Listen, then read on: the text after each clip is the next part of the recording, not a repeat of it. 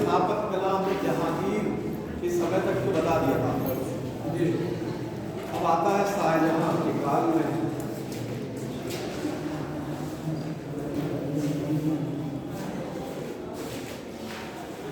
देखिए, मुगल स्थापत कला का जो स्वर्ण काल है वो शाहजहां का काल माना जाता है। शाहजहां के काल में सबसे ज्यादा जो है इमारतें बनी हुई हैं और उनकी नक्काशी भी की गई। दूसरी सबसे बड़ी विशेषता थी कि ज़्यादातर संगमरमर का प्रयोग किया गया। शाहजहां के काल में संगमरमर का सर्वाधिक प्रयोग किया गया। देखिए, सर्वाधिक कह रहे हैं, पहली बार नहीं बोल रहे हैं कि पहली बार सर्वाधिक प्रयोग हो रहा है शाहजहां के काल में। संगमरमर का सर्वाधिक प्रयोग हुआ है।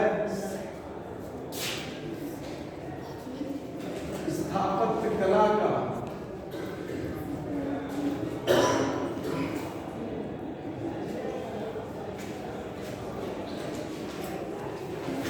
स्वर्ण काल इन्हीं के काल में माना जाता है।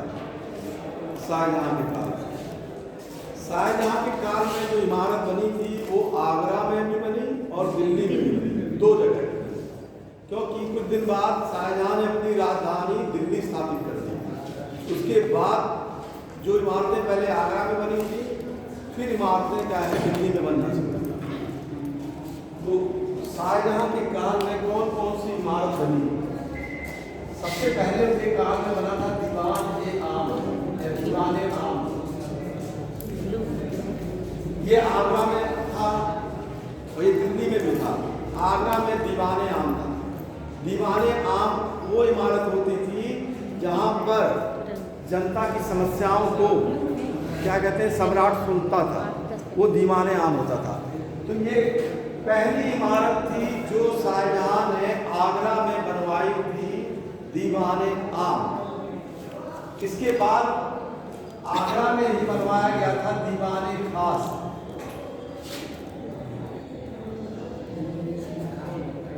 दीवान-ए-खास आगरा में बनवाया गया था। ये आगरा के किले के अंदर है। आगरा का किला किसने बनवाया था? अकबर। देखिए, आगरे का किला अकबर ने बनवाया था, लेकिन उसके किले के अंदर जो ज्यादातर इमारत है वो शाहजहां ने बनवाई। दीवान-ए-आम, दीवान-ए-खास, नगीना मस्जिद,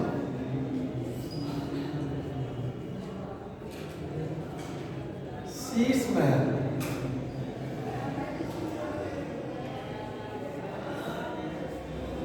मोती मस्जिद,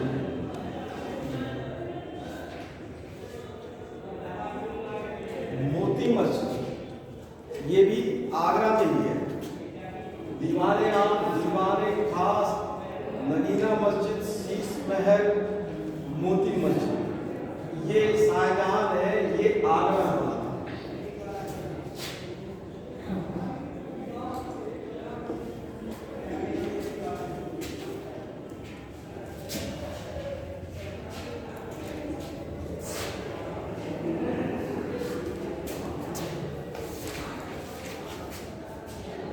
आगरा के बाद शाहजहां ने दिल्ली में अपनी राजधानी स्थापित। आगरा में ही लेकिन ताजमहल में बना था। ताजमहल लगभग 22 वर्ष में बनकर तैयार हुआ।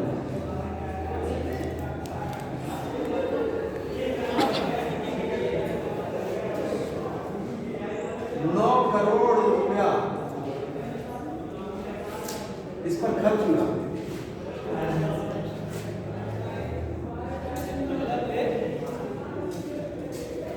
₹9 करोड़ इस पे खर्च हुआ और ये संगमरमर से बना हुआ है। आगरा का ताजमहल,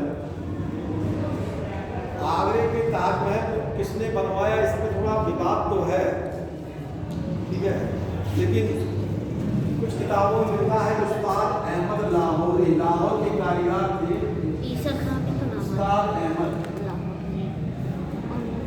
लाहौरी, ईसा खान। इन्होंने ही ये ताजमहल जो है बनाया था, उस्ताद अहमद लाहौरी। और उनको शाहजहां ने उपाधि दी थी नादिर उल असरार।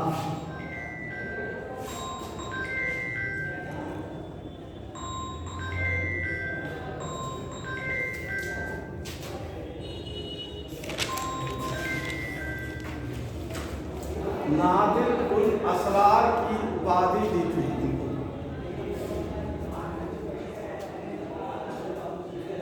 शाहजहां ने। इसका वास्तुकार कौन था ये अभी बहुत क्लियर नहीं है। कुछ लोग कहते हैं जर्मनी का वास्तुकार था, यानी आर्किटेक्ट किसने बनाया था, डिजाइन किसने बनाई, ये अभी तक क्लियर नहीं है। लेकिन सर इन्हीं का नाम ज़्यादा आता है, कहीं भी इनका नाम ज़्यादा आता है। फिर उस्ताद अहमद लाहौरी वास्तुकार थे। तो देखिए इसमें जर्मनी के भी एक विद्वान उनका भी नाम आता है इटली का, लेकिन इनको कई किताबों में बताया गया है नादिर उल असरार। तो इसलिए हमें बताया गया कि नादिर उल असरार, सॉरी उस्ताद अहमद लाहौरी जो थे मुख्य वास्तुकार, यानी यही थे उस्ताद अहमद लाहौरी। इसके बाद दिल्ली में जब राजधानी बनवाई 1638 ईस्वी, और दिल्ली में 1638 से 1645 के बीच में वहाँ पे एक चतुर्भुज आकार का एक संरचना बनी जिसको आप लाल किला के नाम से जानते हैं। लाल किला ये दिल्ली में बनवाया शाहजहां ने, और ये बनकर तैयार हुआ 1645 ईस्वी। 1645 ईस्वी लाल किला बन, इसको माना जाता है हमीद अहमद इसका वास्तुकार था।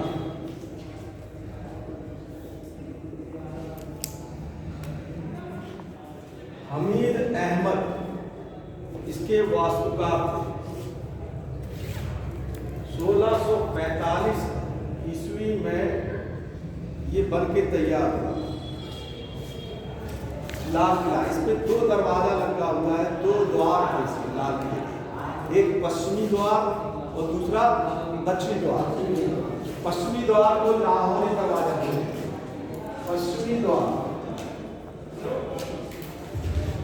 लाहौरी दरवाजा या द्वार,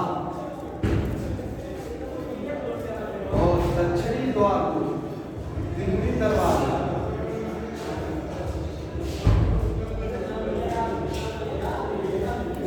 दिल्ली दरवाजा बोला जाता था।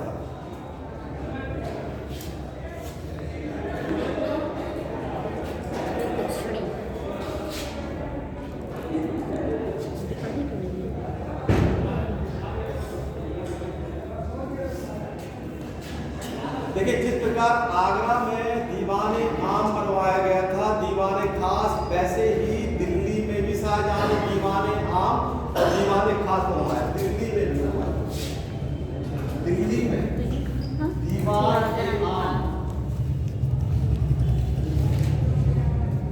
और दीवाने खास, ये दोनों चीज बनवाया उन्होंने दिल्ली में। दीवाने आम बनवाया और दीवाने खास, ये दोनों बनवाए दिल्ली में। दीवाने खास, देखिए दीवाने आम में ही क्या कहते हैं, शाहजहां ने अपने बैठने के लिए एक सिंहासन बनाया था, उसका क्या नाम था? मयूर सिंहासन, तख्ते ताउस। तख्ते ताउस नाम था उसका, नाम था तख्ते ताउस। ठीक है, वो जो रखा जाता था वो दीवाने आम पे, यानी तख्ते ताउस में रखा गया था, इसी को तो ले गया था दीवाने आम में।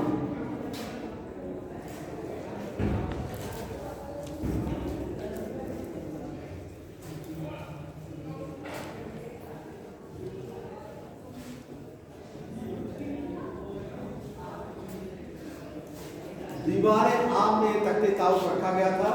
जब नादिर शाह भारत में मोहम्मद शाह के समय आक्रमण करने के लिए आया था तो वो तख्ते ताऊस उठा के लेके चला गया था, अपने साथ ही लेके चला गया था, अफगानिस्तान लेके चला गया था। तो ये दीवाने आम में तख्ते ताऊस रखा गया था। दीवाने खास ये भी बहुत महत्वपूर्ण इमारत थी जो नई दिल्ली में बनी थी। इस दीवाने खास की विशेषता ये थी कि इसका जो छत था वो चांदी का बना हुआ था और उसमें सोने की परत भी की गई थी। दीवाने खास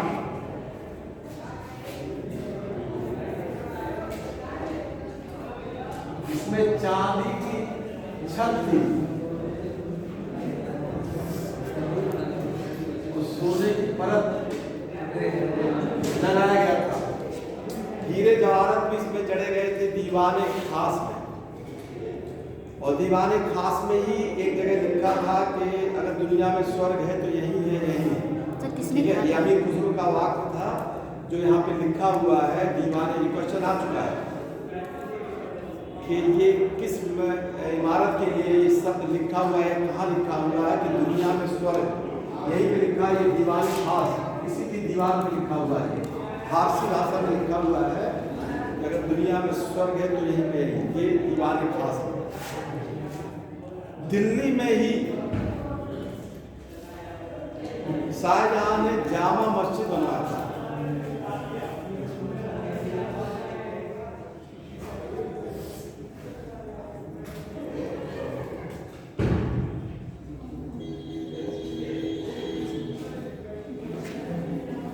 दिल्ली में जामा मस्जिद का निर्माण शाहजहां ने करवाया था। 2 जामा मस्जिद है, आगरा की जामा मस्जिद जहां आगरा में जो जामा मस्जिद थी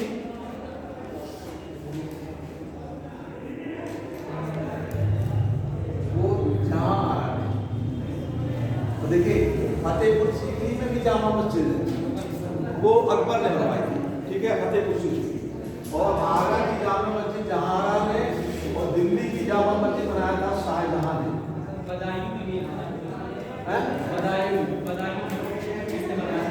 किसने? शाहजहां ने नहीं, बदायूं में जामा मस्जिद है। किसने बनाया था? हाँ, बदायूं का दरवाजे जामा मस्जिद का एक दरवाजा था वो बनवाया था।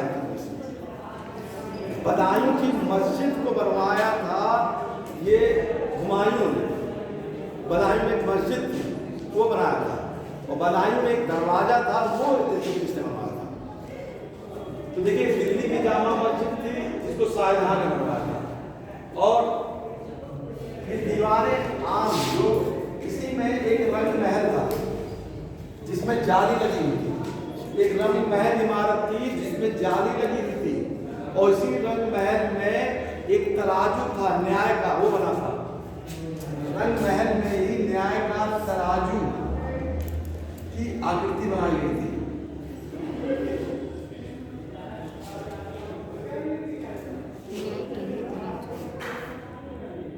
शालीमार बाग जो जहांगीर ने शुरुआत की थी उसको पूरा करवाया था शाहजहां ने। बनवाया तो जहांगीर ने था लेकिन उसको पूरा करवाया शालीमार बाग को शाहजहां ने। ये कश्मीर में शालीमार बाग। शालीमार बाग आपका कश्मीर में है बगीचा, ये शाहजहां के द्वारा पूरा कराया गया था।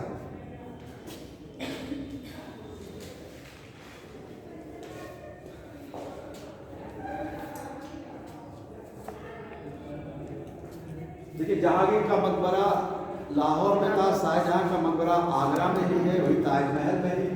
ठीक है, और इसके बाद आते हैं औरंगजेब। औरंगजेब के काल में बहुत निर्माण तो नहीं हुआ।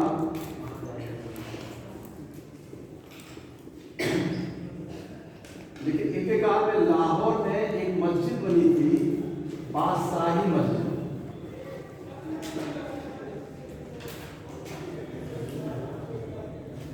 ये औरंगजेब के काल में बनी थी। लाहौर में बादशाही मस्जिद का निर्माण किया गया था औरंगजेब के काल में। औरंगजेब ने पत्नी रबिया उद-दरानी का मकबरा बनवाया था औरंगाबाद में। ये नकल मानी जाती है ताजमहल की फोटो नकल। और ये बनवाया था औरंगाबाद।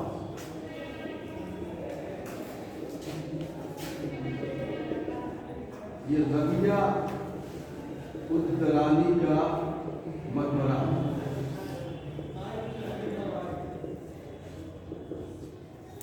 ये औरंगजेब ने बनवाया था औरंगाबाद में, महाराष्ट्र के औरंगाबाद में। ये रबिया उद-दरानी का मकबरा था।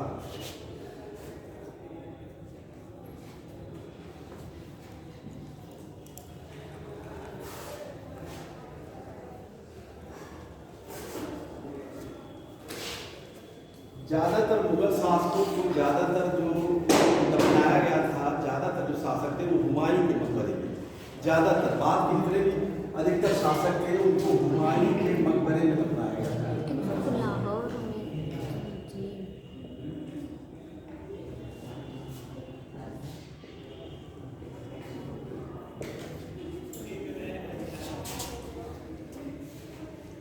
तो ये देखिए औरंगजेब, उसके बाद के जो शासक थे उन्होंने कोई बहुत इमारत का निर्माण नहीं कराया, क्योंकि मुगल काल का पतन होता चला। वे आपस में ही लड़ने लगे और उनका शासनकाल 2 साल, 4 साल, 5 साल, कुछ लोगों का लंबा भी शासनकाल था, लेकिन फिर भी वो युद्ध में ही व्यस्त रहे, नाम मात्र के। इसीलिए स्थापत्य कला में उनका बहुत महत्वपूर्ण योगदान नहीं था। तो इसके बाद आता है कला और संस्कृति में आता है चित्रकला। चित्रकला, वैसे इस्लाम में चित्रकला का निषेध किया गया है, ठीक है, चित्रकला का निषेध, लेकिन फिर भी मुगल काल में चित्रकला का विकास हुआ। जो चित्रकला बनाया गया वो अलग अलग तरीके से, जिसको हम लोग देखिए कहते हैं भित्ति चित्र। भित्ति मतलब दीवारों पर चित्र बनवाए गए, किताबों पे भी चित्र बनाया गया, ठीक है, जिसको हम लोग किताबों पे जो चित्र बनते हैं उसको क्या कहते हैं इतिहास में पांडुलिपि, ठीक है, यानी पांडुलिपि यानी किताब में जो चित्र बनवाए गए। तो मुगल काल में पहले चित्र बनवाए गए किताबों में, जो पुरानी किताबें थी उसी के पेज में कहीं ना कहीं चित्रकारी की गई। बाद में जो चित्रकारी उनकी की गई, चित्रकारी को उन्होंने इमारत में जैसे फूलों की चित्रकारी की गई, इस तरीके से जो डिजाइन उन्होंने बनाया, लेकिन किसी छवि चित्र शुरुआत में नहीं बनाई। लेकिन बाद में जब अकबर शासक हुआ तब छवि चित्र बनने लगा, और जहांगीर जब शासक हुआ तो उसने अपना ही चित्र बनवाया, ठीक है, जहांगीर जब हुआ तो इसीलिए जहांगीर के का जैसे स्थापत्य कला का स्वर्णकाल शाहजहां के काल में माना जाता है, वैसे ही जहांगीर के काल में ही चित्रकला का स्वर्णकाल माना जाता है। चित्रकला की नींव यानी चित्रकला की वजह से शुरुआत हो जाती है बाबर के ही समय में। बाबर की जो किताब थी, उसकी किताब का क्या नाम था? बाबर नामा। उसमें पूछा जाता है कि एक चित्रकार का नाम मिलता है, ईरान के एक चित्रकार का नाम बाबर ने लिखा हुआ है और उसका नाम था बिहजाद।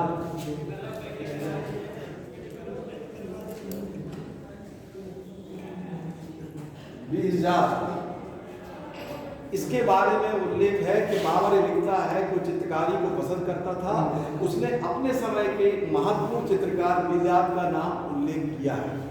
लेकिन वास्तव में जो चित्रकला की शुरुआत, अगर ये क्वेश्चन आता है कि चित्रकला की नींव किसके काल में पड़ी, तो इसका आंसर होता है हुमायूं।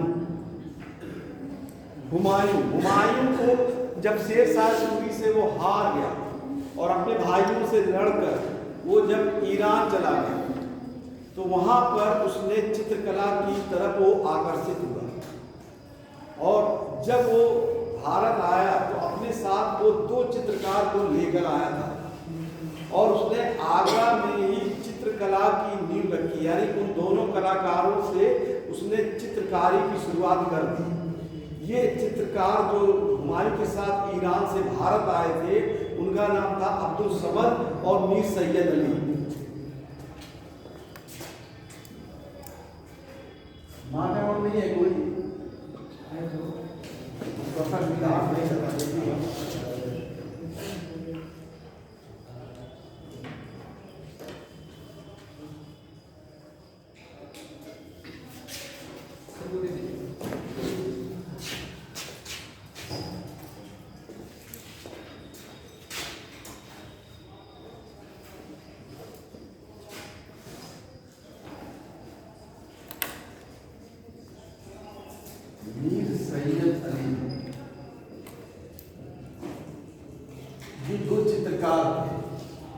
सैयद अली बीजात का, जो बाबा ने नाम दिया था, बीजात का शिष्य था कौन? मीर सैयद अली।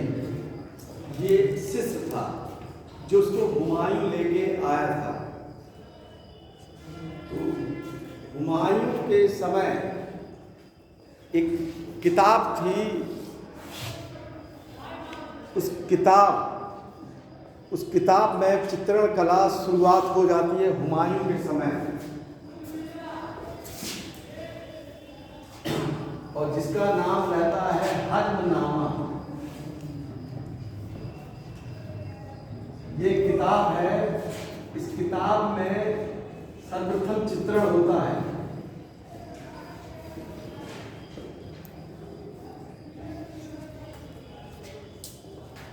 हज्मनामा ये किताब थी जो हुमायूं के समय, ऐसा माना जाता है, इस किताब में पहले चित्रकारी शुरू होती है।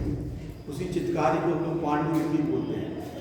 तो ये हज्मनामा का किताब का चित्रण होता है हुमायूं के समय, और हुमायूं ने इस किताब में चित्रण के लिए जो ऑब्जर्वेशन यानी पर्यवेक्षक जिसको नियुक्त किया था वो था मीर सैयद अली। इस किताब में मीर सैयद अली को पर्यवेक्षक बनाया गया।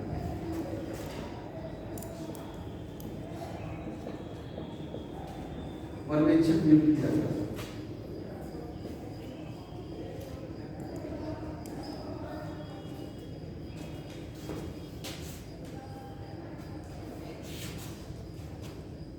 न्यू तो हुमायूं के समय पड़ी, लेकिन अब ज्यादा विकास शुरू हो गया अकबर के समय।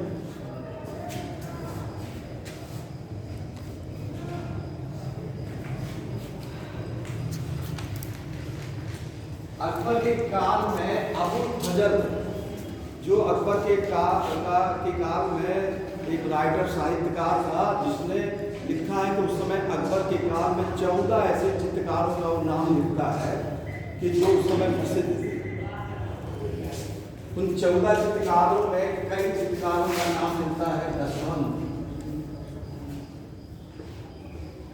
ये दशवंत उस समय के महापुरुष चित्रकार थे। महेश, सांवल, ये अग्रणी चित्रकार था उस समय का।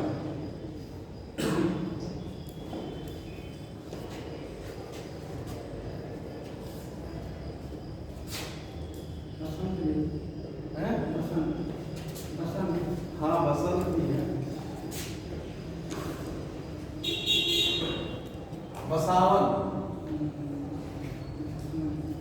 बसावन ये सबसे प्रमुख चित्रकार, उस समय का प्रमुख चित्रकार यही था, बसावन, अकबर के समय का। अकबर के समय चित्रकार की जो आगे शैली बढ़ी थी वो छवि चित्र, यानी किसी को देखकर चित्र बनाना, यानी इनके काल में जो विकास हुआ वो छवि चित्र का।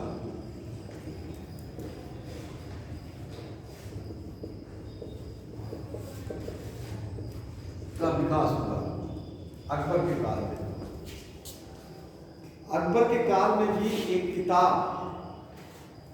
के अंदर चित्रकारी शुरू हुई, और वो किताब महाभारत, जिसको फारसी भाषा में रजनामा नाम, तो रजनामा वो किताब थी। उस किताब के अंदर चित्रकारी शुरू हुई अकबर के समय।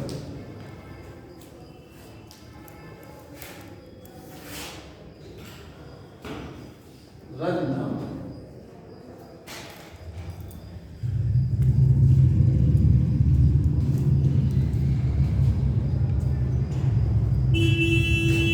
अकबर के समय रजनामा में चित्रण किया गया।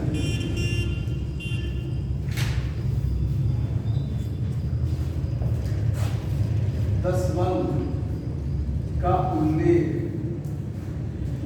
इसी रजनामा में मिलता है।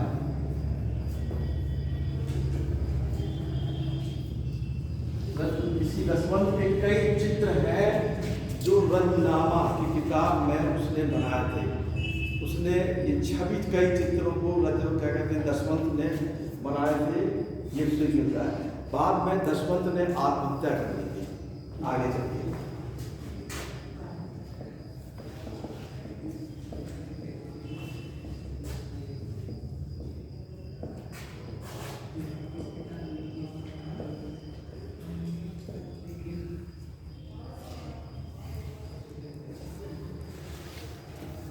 छवि चित्र के साथ साथ क्या कहते हैं, ये फूलों के भी चित्र और पक्षियों के भी चित्र अकबर के काल में बनने शुरू हो गए थे, उनके काल में शुरू हो गए थे। लेकिन चित्रकला का सर्वाधिक जो विकास हुआ वो हुआ जहांगीर के काल में।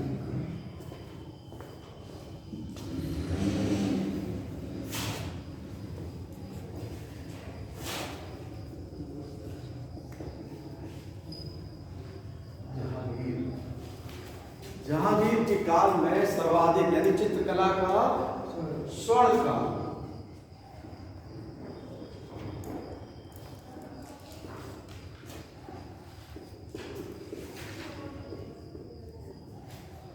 ये चित्रकला का स्वर्ण काल कहा जाता है इनके काल में।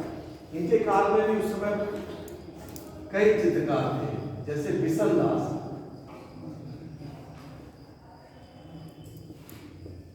ये बिसल दास को तो जहांगीर ने ईरान भेजा था, फारस। ये कई बार क्वेश्चन आया है कि किस चित्रकार को जहांगीर ने बिसल दास को चित्र बनाने के लिए, ईरान के राजा का चित्र बनाने के लिए फारस भेजा था। उसने चित्र बनाकर जहांगीर के सामने प्रस्तुत किया था। बिसल दास को जहांगीर ने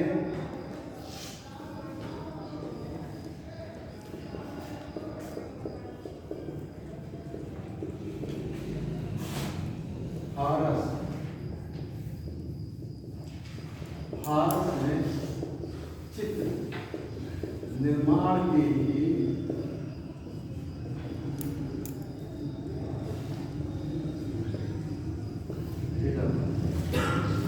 बिसल दास को ये गया था। और उस समय वहाँ के जो राजा थे उनका कई चित्रकारी बनाकर उसके दरबार का चित्र बना के इनके सामने पेश किया था।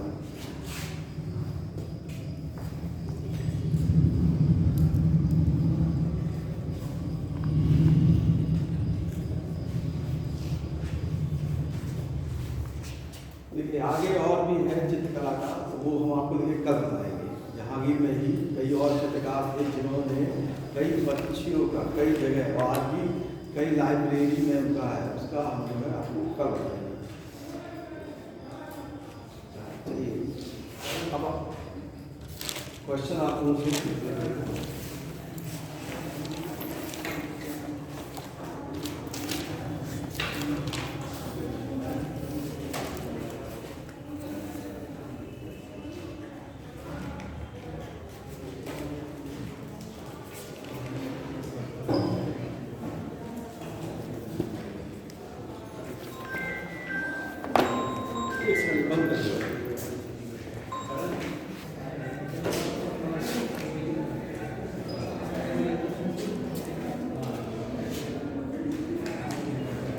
देखिए कथन और कारण ये दो दिया गया है, आपको बड़े तरीके से इसको पढ़ना है और बताना है कि इन दोनों में से क्या सही है क्या गलत है।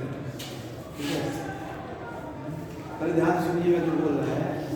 पहला लिखा हुआ है कि कलिंग युद्ध के पश्चात अशोक पहली बार बौद्ध धर्म की ओर आकर्षित हुआ। समझ में आ गया है? कलिंग युद्ध के पश्चात पहली बार अशोक बौद्ध धर्म की ओर आकर्षित, ये ए दिया गया है। बी दिया गया है अशोक ने कलिंग युद्ध के बाद अहिंसा एवं दया की नीति अपनाई। तो ये आपका ए और बी कथन है। अब हम आपको ऑप्शन लिख दे रहे हैं, इसमें आपको बताना क्या है। ए बी सी ए में ये बताना है कि ए सही है, बी गलत है। बी बताना है कि बी सही है, ए गलत है।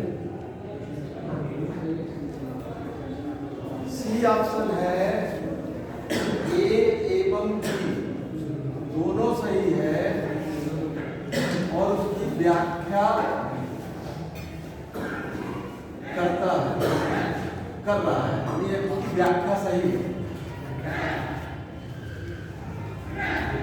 और बी ए एवं बी दोनों गलत है।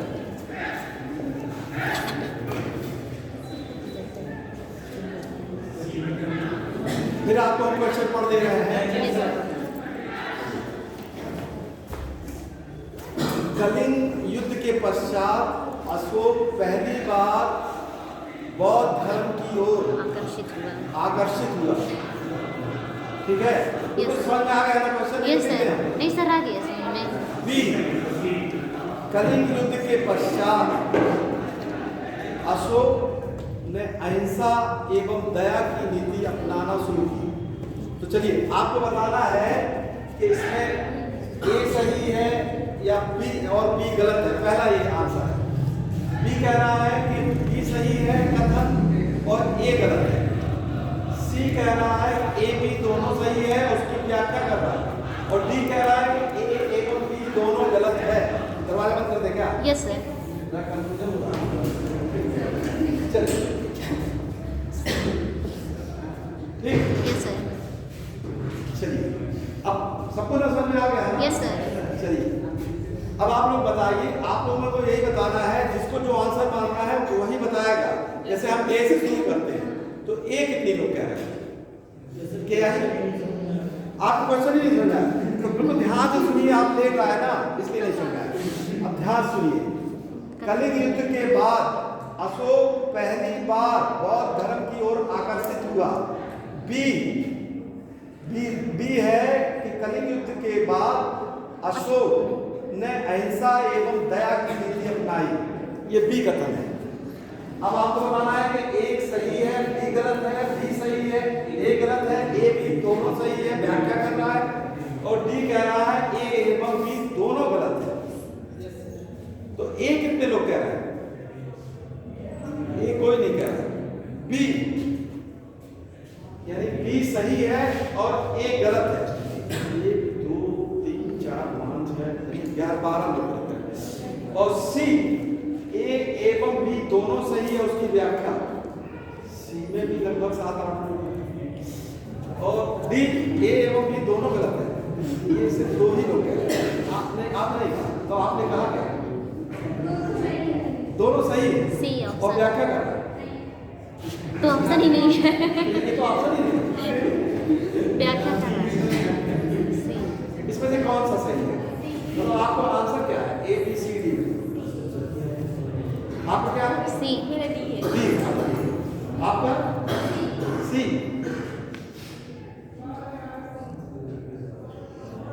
हम आंसर से इसका आंसर तो वैसे अब हम पूछेंगे ये आंसर सही क्यों हुआ है, इतने लोगों ने सही किया है, तो हम पूछते हैं क्योंकि लॉजिक वाला क्वेश्चन है। इसका आंसर बी सही है। चलिए अब फिर बी किसने हाथ उठाया था? बी देखें ज्यादातर लोग। आप बताइए क्यों बी सही है? बिल्कुल सही है, उन्होंने कहा।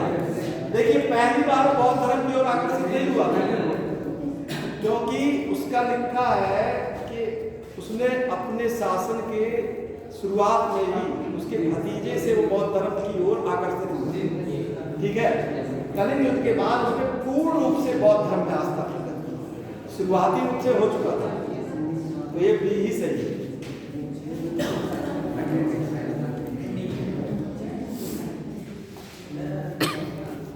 आपको बताना है कि महावीर स्वामी की मृत्यु के बाद, महावीर स्वामी की मृत्यु के बाद इनमें से कौन सर्वप्रथम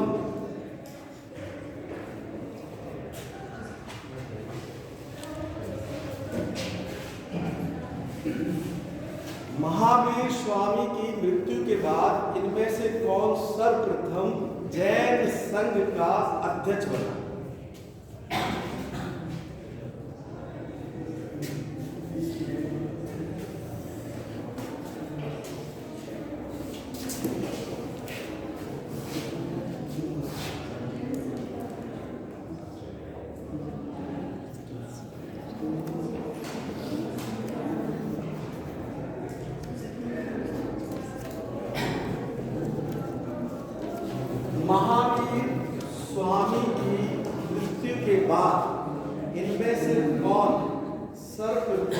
जैन संघ का अध्यक्ष बना?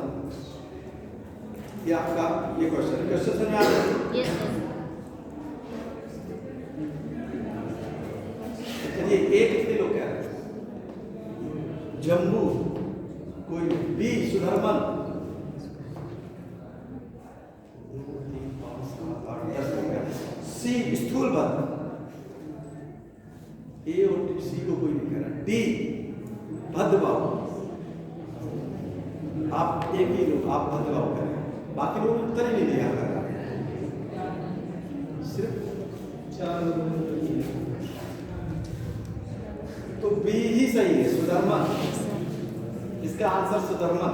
जैन संघ भी बना था, जैसे बौद्ध संघ बना था वैसे जैन संघ भी बना था। महावीर जब मर गए तो सुधर्मन इसके अध्यक्ष बने। और जब चंद्रगुप्त मौर्य राजा थे तो उस समय अध्यक्ष थे स्थूलभद्र, ठीक है, उस समय स्थूलभद्र थे। लेकिन जब स्थूलभद्र अध्यक्ष थे तो उस समय जैन धर्म 2 भागों में विभाजित हो गया था, ठीक है, श्वेतांबर और दिगंबर। लेकिन चंद्रगुप्त मौर्य ने क्या किया, अपना गुरु उन्होंने स्थूलभद्र को नहीं माना, किसको माना था? उसको साउथ दक्षिण ही के साथ चले गए। चलिए क्वेश्चन नंबर 3। Yes sir. आपको बताना है पार्श्वनाथ की शिक्षाएं इनमें से किस रूप में जानी जाती है? पार्श्वनाथ की शिक्षाएं इनमें से किस रूप में जानी जाती है? ऑप्शन है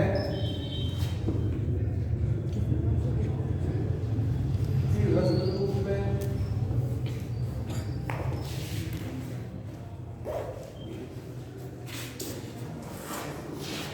पंचव्रत रूप में, पंचशील रूप में, चातुर्याम के रूप में। क्वेश्चन है पार्श्वनाथ की शिक्षाएं इनमें से किस रूप में जानी जाती हैं? पार्श्वनाथ की शिक्षाएं इनमें से किस रूप में जानी जाती हैं? चलिए ये कितने लोग कह रहे हैं? 3 रत्न के रूप में। एक किसी ने नहीं किया, आपने। चलिए बी पंचव्रत के रूप में, इसको भी किसी ने किया। सी पंचशील के रूप में, 2 लोग कह रहे हैं। और डी चातुर्याम के रूप में। तो जिसका ज्यादा लोग कह रहे हैं वही सही है। उन्होंने 4 चीज बताई थी, कौन कौन सी? अपरिग्रह, सत्य, अहिंसा, अपरिग्रह। 4 बताया था, 5वां किसने बोला? तो ये 4 ही था, शिक्षा 4 ही थी, चातुर्याम यानी 4 ही थी। बाद में जब महावीर स्वामी जो है बने थे 24वें तीर्थंकर, तो उन्होंने 5वां जोड़ दिया था और ये पंचव्रत के रूप में जाना था।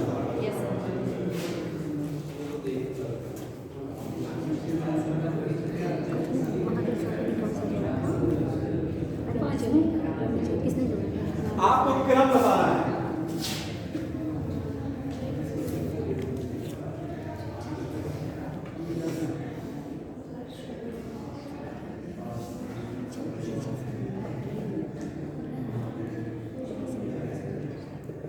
ये 4 दिया गया है, आप लोग बताना है कि सबसे पहले कौन हुए और सबसे बाद में, क्रम लगाना है, पहले से बाद में। इसका ऑप्शन नहीं दे रहा है, जो पहले बताएगा उसी का लिख देंगे।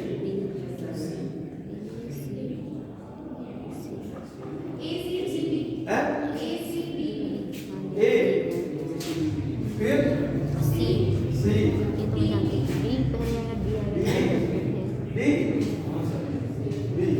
ए सी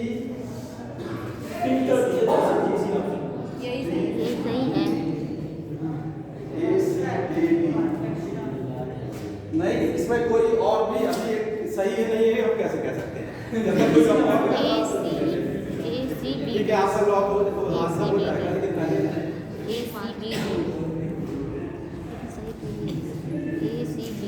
और भी कोई इसमें से जोड़ना चाहता है?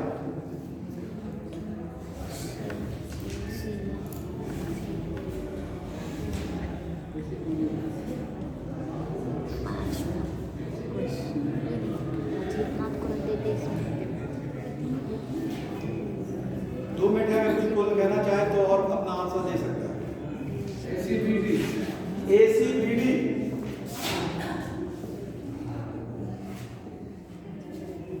और कोई ABCD। लेकिन गलत है सर, ये हम सही नहीं किए हैं। ऑप्शन बनाने के लिए हम बोले हैं सर ये। आप अपना आंसर बनाने के लिए बताइए, आंसर हम बना देंगे। सर तो मेरा ऑप्शन ये नहीं है। तो आपका आंसर मेरा है सर AC और DB मेरा है। पहला आंसर है आपका? Yes sir. ठीक। नहीं तो आप आंसर बताइए।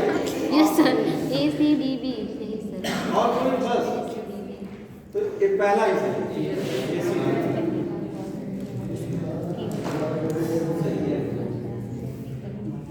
चलिए, आपको बताना है कि प्रारंभिक जो बौद्ध साहित्य था उसमें महावीर किस नाम से जाने जाते थे?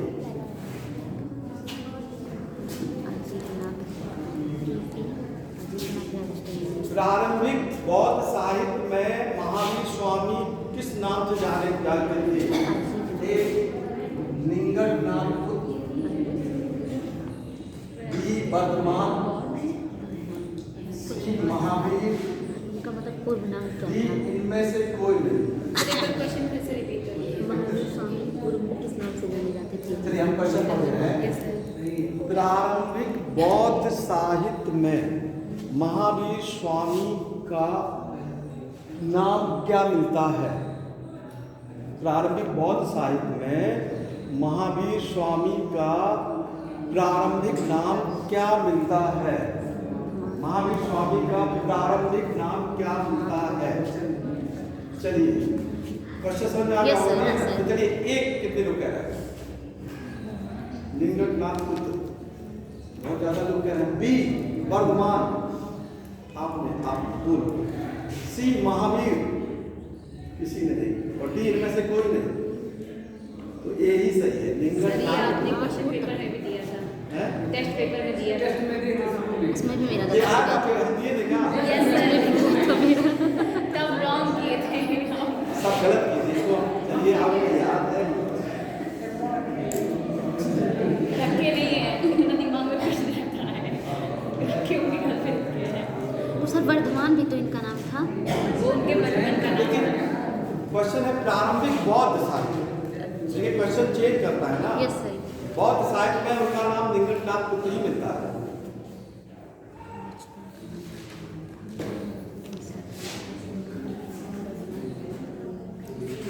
अशोक के अभिलेख में नगर व्यवहारिक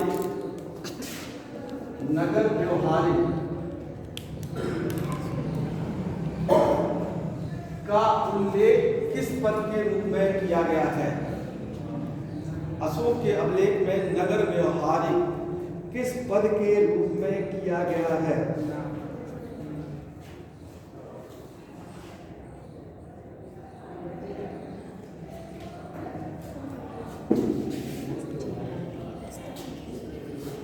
पता नहीं कि जैसे लगता है कुत्ता भौंक रहा है ना? जैसे लगता है कुत्ता भौंक रहा है। अब इधर अशोक के अभिलेख में नगर व्यवहारिक का जो पद है वो किस रूप में, इनमें से किस रूप में है? कर अधिकारी, न्यायिक अधिकारी, ग्रामीण अधिकारी, जनसंख्या अधिकारी।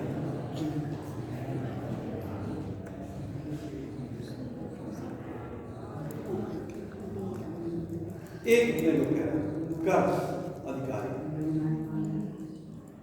बी न्यायिक अधिकारी, दो तीन लोग, सी ग्रामीण अधिकारी, तीन ही लोग, और डी जनसंख्या अधिकारी। बाकी लोगों ने उत्तर ही नहीं दिया। जनसंख्या। तो इसका उत्तर होगा बी न्यायिक।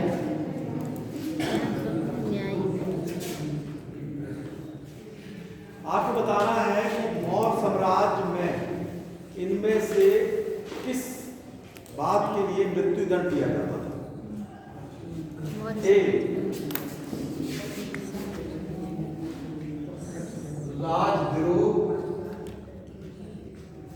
बी राजा के आदेश न मानने पर,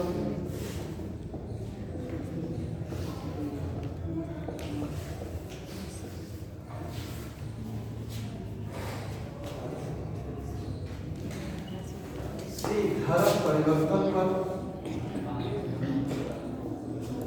बी इनमें से कोई नहीं।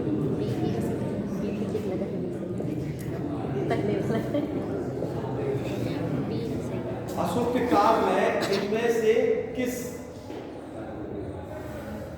बात पर मृत्युदंड दिया जाता था, या मौर्य साम्राज्य में किस बात पर मृत्युदंड दिया जाता था? ए राजद्रोह पर, राजा का आदेश न मानने पर, धर्म परिवर्तन, डी दिया है इनमें से कोई नहीं।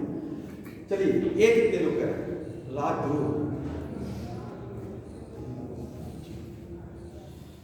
बी राजा का आदेश न मानने पर, सी धर्म परिवर्तन पर, कमी को उत्तर देगा। और डी इनमें से कोई नहीं, ज्यादातर इनमें से कोई नहीं है, सही भी है इनमें से कोई, कर चोरी पर मृत्युदंड दिया है। ये भी राजद्रोह पर मृत्युदंड था, चोर वंश, ये चोर वंश में राजद्रोह पर था, लेकिन मौर्य वंश में जब कर चोरी कोई कर लेता था तब मृत्युदंड दिया जाता था। कर चाणक्य के अर्थशास्त्र में लिखा हुआ है, यदि कोई राजद्रोह करता है उसे मार देना इतना ही श्रेष्ठ है, इस सांप को मारना। ये उनका कथन है, किसी साहित्यकार का कथन है, और जरूरी नहीं है कि सरकार उस नीति को अपना ले। ठीक है, ठीक, कोई चीज लिखा है, लेकिन क्या कहते हैं, मृत्युदंड कर चोरी पर मृत्युदंड दिया जाता था, राजद्रोह पर और सम्राट मृत्युदंड दिया है, सब देख नहीं होता।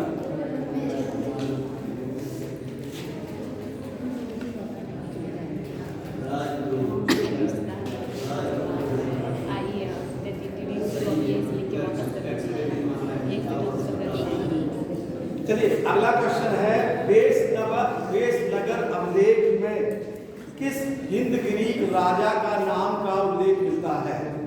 वेशनगर अभिलेख में किस हिंद ग्रीक राजा के नाम का उल्लेख मिलता है?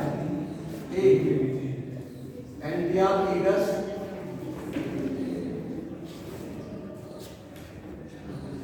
B Menander,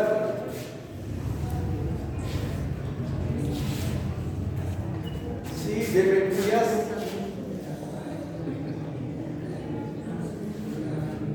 D Heliodorus.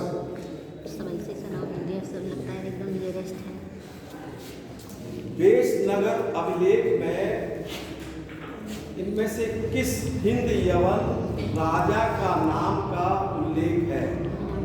इनमें से कौन हिंद यवन राजा था जिसका नाम वेशनगर अभिलेख से मिलता है? एक कितने लोग हैं? चार ही लोग।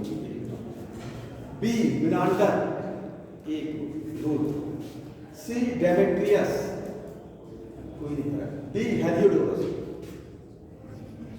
दो लोग, बाकी लोग उत्तर नहीं दिए। आपका ए एंटियाकीडस, आपका सी डी हेलियोडोरस, इसका उत्तर ए ही सही है। जब राजा की बात आएगी तब एंटियाकीडस, और जब राजदूत की बात आएगी तब ये कभी कभी कंफ्यूज हो जाता है कि किस राजा का नाम लिखता है या किस राजदूत का नाम लिखता है।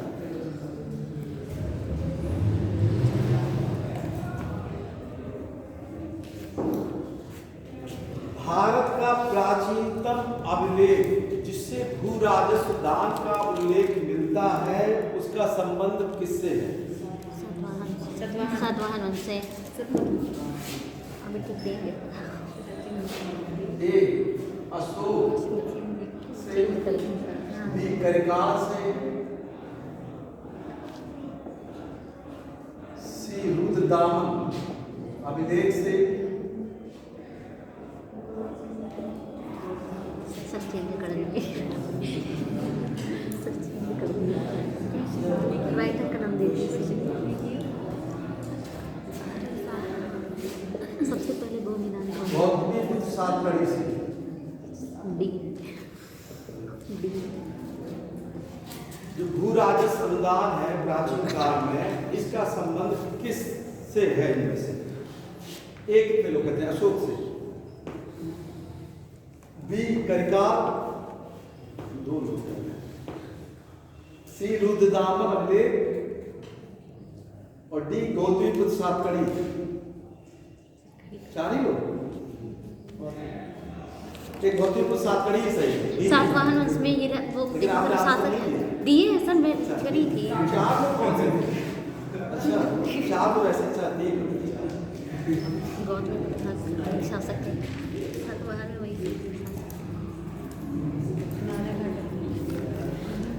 हम आप किताबों के साथ उनके राइटर के नाम लिख रहे हैं, आपको बताना है इनमें से गलत है। Yes sir.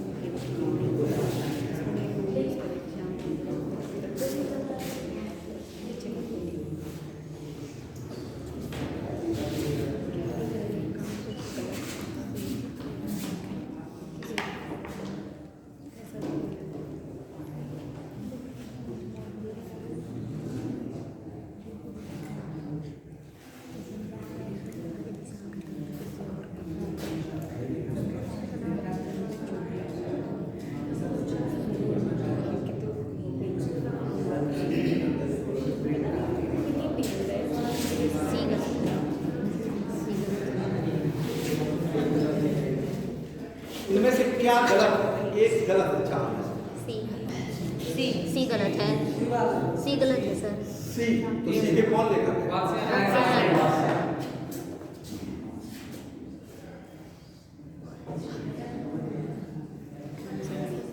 वात्स्यायन, ठीक।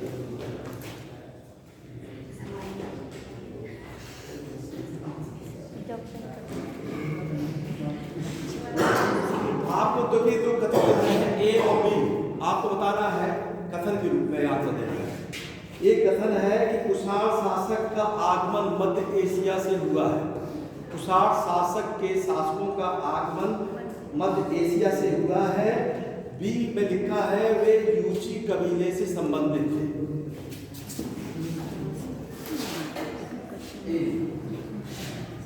अब आपको क्वेश्चन समझ में आ गया है?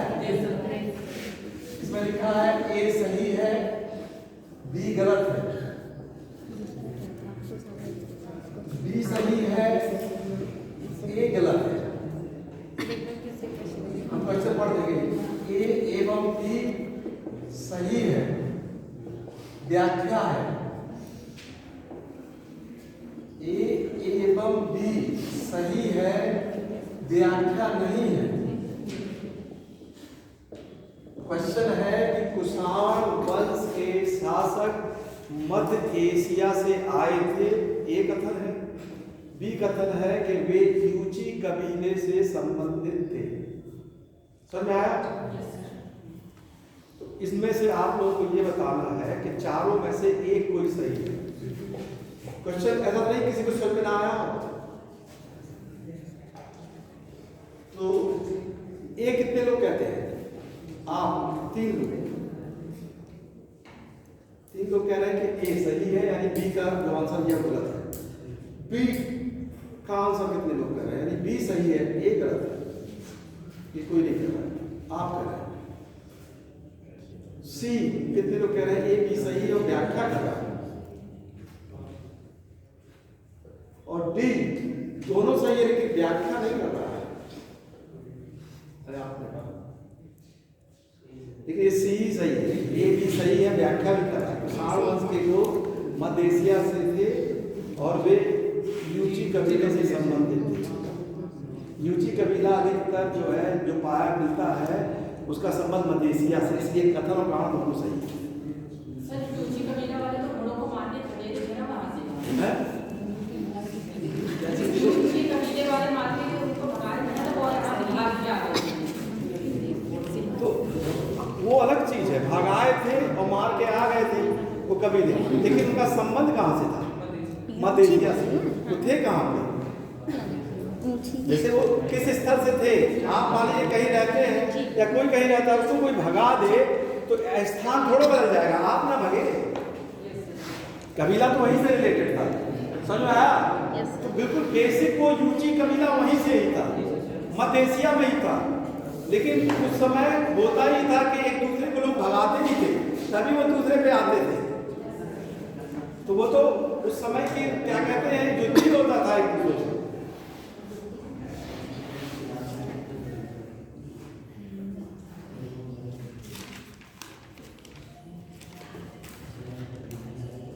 चलिए, कुषाण वंश के शासकों ने देवपुत्र की उपाधि धारण की थी। ये किस देश से प्रभावित होकर उन्होंने ये उपाधि धारण की? कुषाण वंश के शासक ने देवपुत्र की उपाधि धारण की।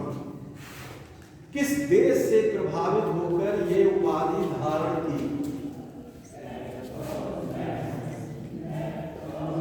ए चीन, बी रोम, सी यूनान, डी ईरान।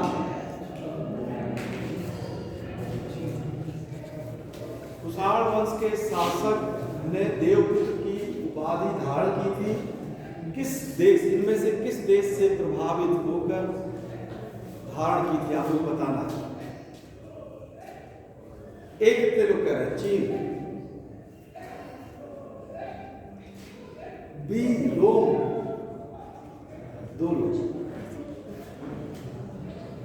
सी यूनान, किसी ने नहीं, डी ईरान, ये भी नहीं। ज्यादातर लोग, कम लोगों ने उत्तर मारा, लेकिन इसका उत्तर यही सही है। देवपुत्र वो लोग चीन से दिए थे और मृत राजाओं की जो मूर्ति थी वो रोम से। ये भी क्वेश्चन आता है, ये दोनों आपको बहुत इंपॉर्टेंट क्वेश्चन है। रोम यानी इटली का संबंध था कि वो लोग मूर्ति लगाते थे व्यक्ति की, और चीन का जो उदाहरण था उससे उन्होंने उपाधि देवपुत्र। ज़्यादातर कुषाण वंश के शासकों में हम लोग देखते हैं कि देवपुत्र की उपाधि बहुत ज़्यादा है।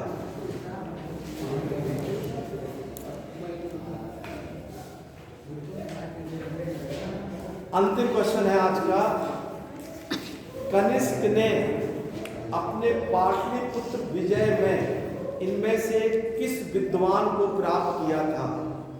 कनिष्क ने अपने पाटलिपुत्र विजय में इनमें से किस विद्वान को प्राप्त किया था?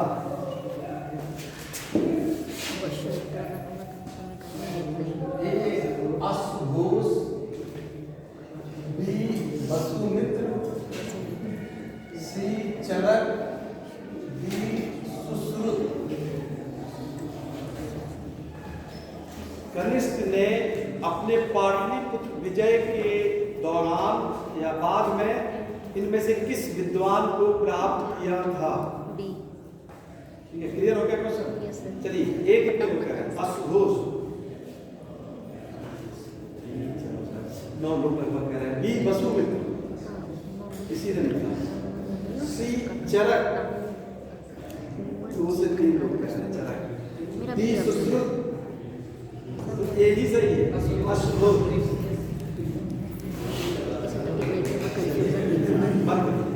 आप लोग को देखिए बहुत